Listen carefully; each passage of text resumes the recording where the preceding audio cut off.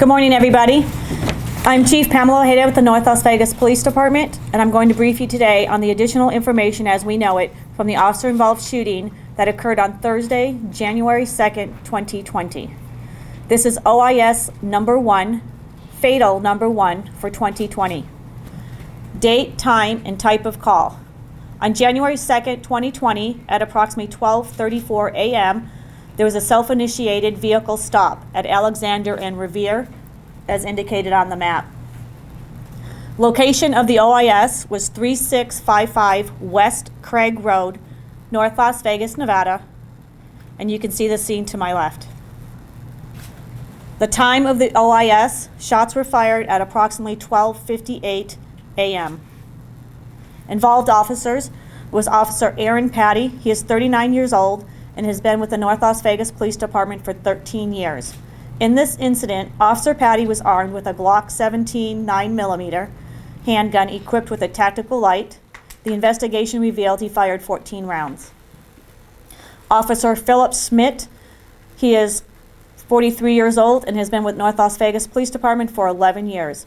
In this incident, Officer Smith was armed with a Springfield Armory XDM 40 caliber handgun equipped with a tactical light. The investigation revealed he fired 10 rounds. Both officers are assigned to the Northwest Area Command on the graveyard shift. The suspect was Jamari Tarver, 26 years old, black male adult, 6'2", 225 pounds. And his picture is up on the screen. The weapon used was a red 2014 Toyota Corolla. The vehicle was reported stolen in a carjacking in Las Vegas. His criminal history: he was a registered felon for battery with intent to commit robbery and coercion with force from 2011, kidnapping first degree 2011, battery with intent to commit sexual assault 2011, sexual assault 2011, open and gross lewdness 2011, and a domestic battery from 2019.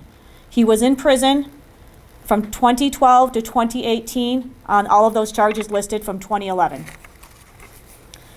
The charges if Tarver had survived would be possession of a stolen vehicle, attempted murder on a police officer, felony evading a police officer, obstructing a police officer, and assault on a police officer with a deadly weapon. The details of the OIS are as follows.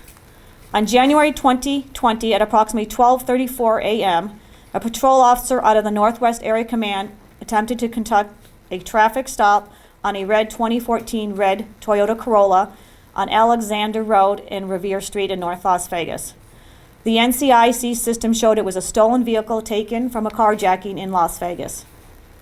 The vehicle failed to stop for officers and took them on a lengthy pursuit in which Las Vegas Metro Police assisted with their helicopter.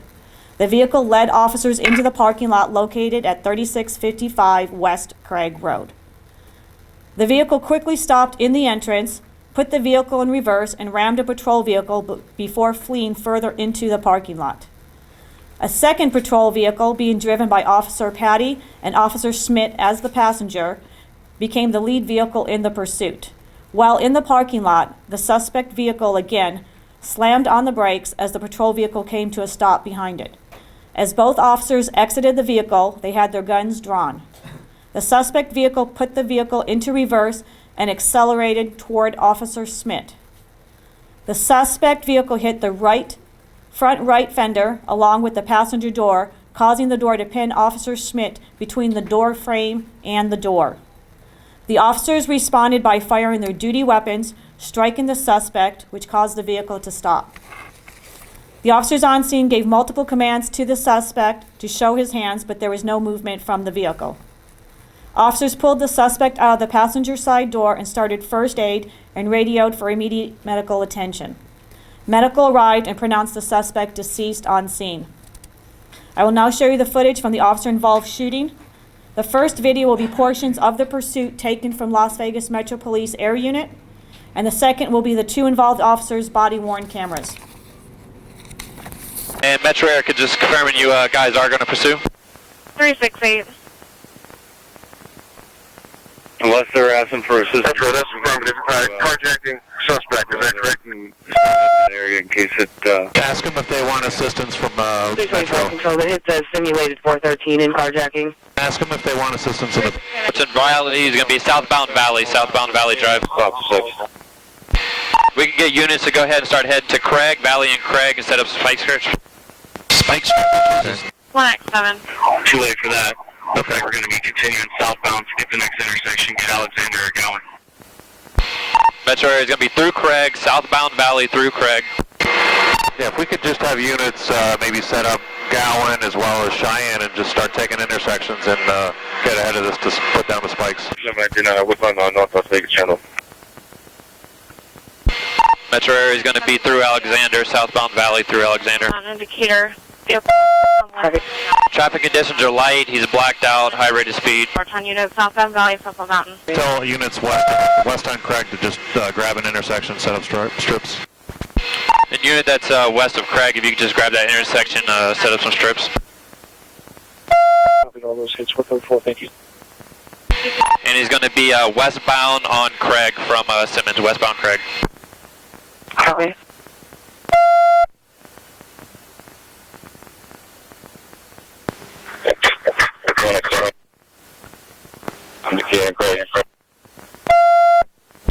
And Metro area is going to be going against traffic now, still westbound Craig. We're going northbound Decatur from the side. So he's in the eastbound lanes, westbound Craig still. Control 368, air unit Copy. to the vehicle. 368, copy. And Metro area just 401, it looked like. Copy. TBN. Metro area is at 3655 Craig Road. It looked like 401 again. Copy. Control 3655 Craig Road, 401. Stop. Metro area just 401, it looked like.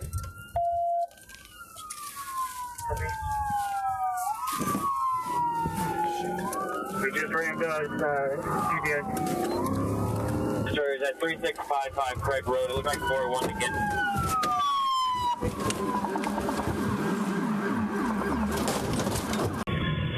And Metro area just 401, it looks like.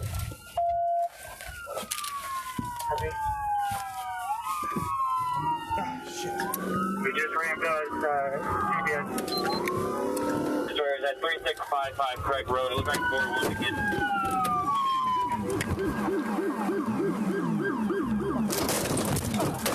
At this time, I'll take any questions. Yes, sir. So I heard them mention something about spikes. Were those deployed? Yes, we did deploy the spike strips. I believe it was at Craig and Allen, and that's possibly why the suspect stopped and turned into the parking lot, was to avoid the stop sticks. What is the condition of Officer Smith? Is that officer doing okay? Still in the hospital? Yeah, he was not transported to the hospital. He received medical attention at the scene, so he's okay right now. Many times when people think of the authorization to use deadly force, things along those lines, they think of a exchange of firearms, guns, but can you just describe for me how a vehicle can also be used as a deadly weapon? Absolutely. By NRS, a vehicle is a deadly weapon, and the weight of the vehicle. And as you can see there from the video from Officer Smith's body-worn camera, that vehicle revved the engine and accelerated in reverse, and it pinned him between the door and the car, and you could actually hear the wind knocked out of his chest. How many times the suspect was impacted and in what areas? There was a total of 24 rounds fired. At this time, I don't have the update on how many rounds he was struck by from the coroner's office. And the areas? No. I don't have that information until we get a report back from the coroner. What's your protocol on chasing suspects? I mean, you knew this was a violent person because of a carjacking, right? Yeah. Is there a protocol you follow? We do have a policy that allows officers to get into vehicle pursuits for crimes, and as you can see, it was obviously, he was a danger to the public and his prior history, and we do have watch commanders on scene that monitor it and determine whether to continue with the pursuit or to terminate it. So during the pursuit, you guys knew who the suspect was during the pursuit? We had information. We knew that vehicle was stolen earlier from a carjacking in Metro's area, which you could hear broadcast several times, both from Metro and our dispatch, that they were familiar with that vehicle of that, yes. to that, I suppose, what do we know about that carjacking? I know it was in Metro's jurisdiction. Was it violent in nature? Was that something that came up? Was that information you had as you decided to pursue this suspect? We knew when he ran the plate to initiate the traffic stop, the information given by our dispatchers that they known at that time, it showed that it was a carjacking from Metro's area with a simulated firearm, was the information that we had. Both officers are on leave at the moment still, or are they back on? No, they are on routine administrative leave, correct. When would they be returning, do we know? No, we don't have that information. Do you know when the carjacking happened? I don't. I believe it was a couple days prior, but I don't know the exact. It was taken in Metro's area under their report. What prompted the traffic stop? Was he driving recklessly, or they just ran the plate? It was just an officer on routine patrol. And how many patrol units were involved in the actual pursuit? In the actual pursuit, I don't know, probably 2, and then we had the area unit following.